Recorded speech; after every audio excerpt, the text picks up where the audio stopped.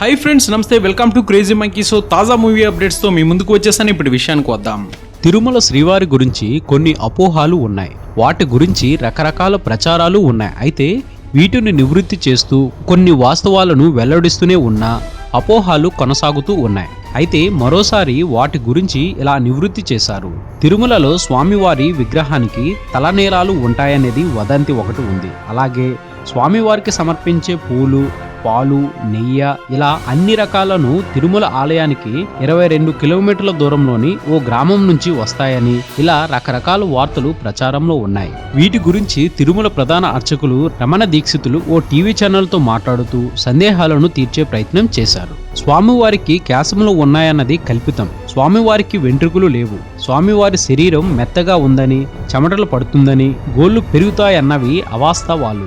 ఇలాంటివి ప్రాకృతమైన మానవ దేహ లక్షణాలను అప్రాకృతులైన స్వామివారికి ఆపాదించడం దోషం. అలాగే స్వామివారికి ఉదయం తోమాల, రాత్రి తోమాల సేవలో, గురువారం పూలంగి సేవలో, ఉత్సవ సేవల్లో పూలు, పూల మాలలు సమర్పిస్తాం.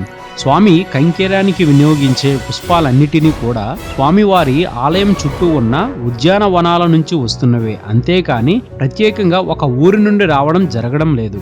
అలాగే స్వామివారికి సమర్పించిన పూలను సడలింపు అంటే తొలగించిన అనంతరం స్వామివారి విగ్రహం వెనుక భాగంలో ఉన్న నీటిలో వేస్తారనేది కూడా అవాస్తవమే. స్వామివారి వెనుక తిన్నె మాత్రమే ఉంటుంది.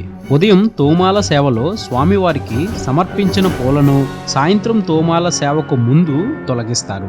దీన్నే సడలింపు అంటారు. ఈ సడలింపు చేసిన పుష్పాలను అద్దాల మండపం పక్కనున్న పూల బావిలో వేసేవాళ్ళం.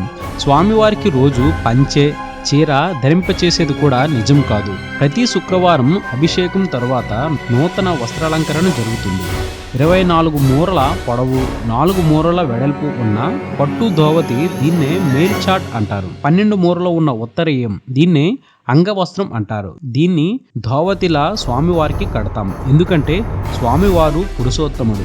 ఇటువంటి అపోహలను భక్తులు నమ్మవద్దని రమణ దీక్షితులు సూచించారు. ఇది అప్డేట్. మరొక ఇంట్రెస్టింగ్ వీడియోతో మీ ముందుకు వచ్చేస్తాను. ఇలా ఎన్నో కొత్త విషయాలను మనకు తెలియజేస్తున్న మన విఆర్ మీడియా యూట్యూబ్ ఛానల్ని సబ్స్క్రైబ్ చేయండి, మమ్మల్ని ప్రోత్సహించండి. Please subscribe and thank you.